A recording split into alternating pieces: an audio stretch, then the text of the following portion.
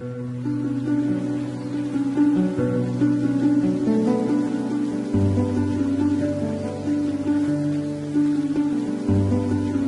et bienvenue à tous. Aujourd'hui, je vais vous présenter un tutoriel concernant l'éthique pour l'enseignement. Je vais présenter les différents réveils qu'on va voir dans ce tutoriel. On va répondre sur la question c'est quoi l'éthique. On va voir les différents types d'éthique, les avantages d'éthique, les obstacles d'intégration d'éthique en classe, l'impact d'éthique sur l'enseignant et sur l'apprenant.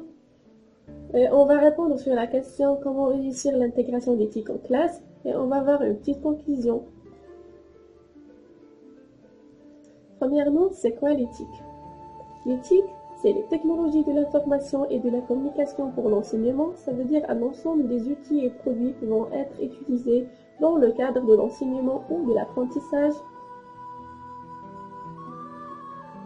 Les différents types d'éthique. On a les logiciels bureautiques comme le traitement de texte, les tableurs, les PAO, l'Excel, le PowerPoint et autres choses. Les dispositifs liés à l'image comme le scanner, l'appareil photo numérique, les caméscopes numériques.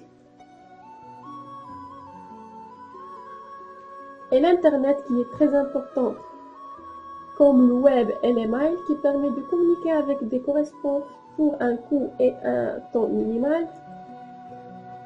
Les logiciels à usage pédagogique comme les CD-ROM, les didacticiels, les logiciels éducatifs.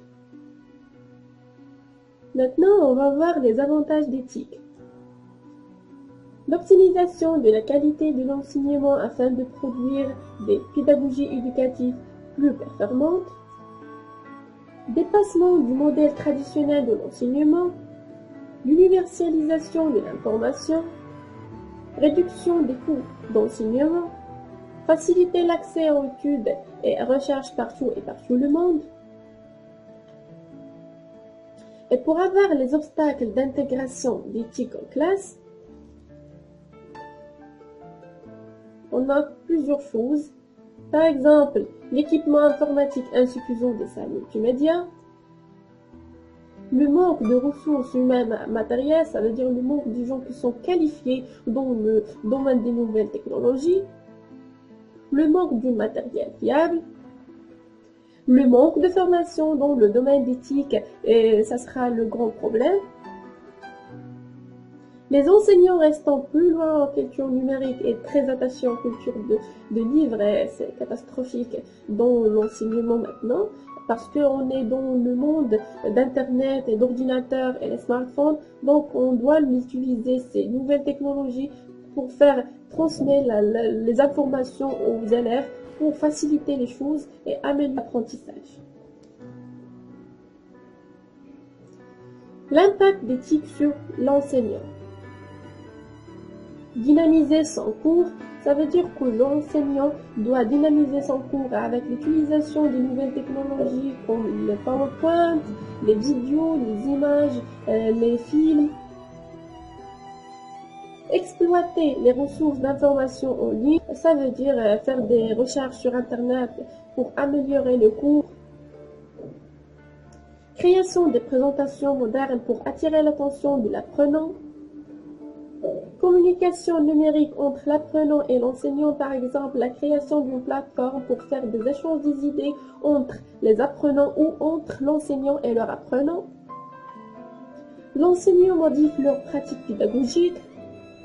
L'enseignant devenir un guide du processus d'apprentissage, et ça sera le point fort, car l'enseignant doit être un leader dans l'apprentissage, dans la classe, pour que l'apprenant produise son propre apprentissage.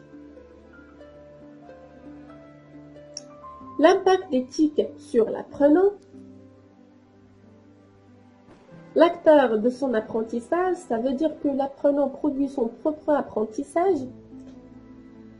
La continuité pédagogique, l'éthique contribue la continuité pédagogique entre le travail en classe et celui fait en dehors.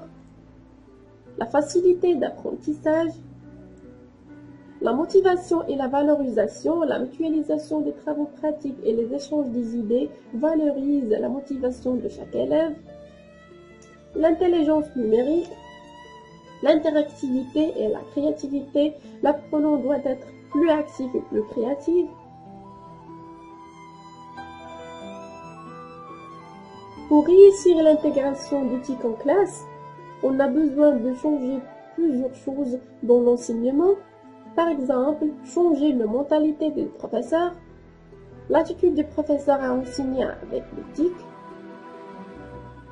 équipement des établissements scolaires avec des salles informatiques en nombre suffisant d'ordinateurs, doter les établissements par des ressources qualifiées dans le domaine d'éthique, créer une dynamique et la volonté chez l'enseignant afin qu'il intègre l'éthique en classe.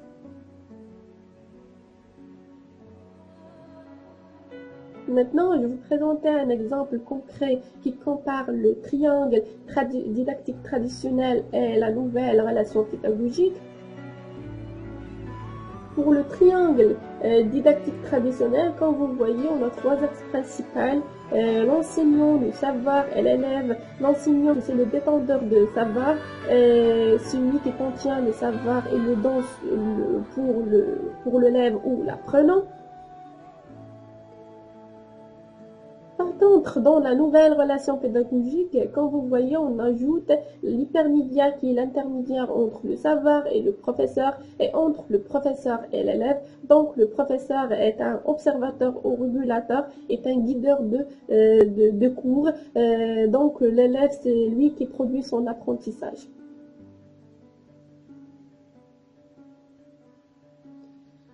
Et comme conclusion, l'intégration d'éthique dans l'enseignement, basée principalement sur l'équipement, la formation et la mise à disposition de ressources numériques, doivent être complétées et accompagnées par un endroit de changement concernant le développement des usages d'éthique, afin d'atteindre l'objectif principal qui est les bonnes pratiques pédagogiques.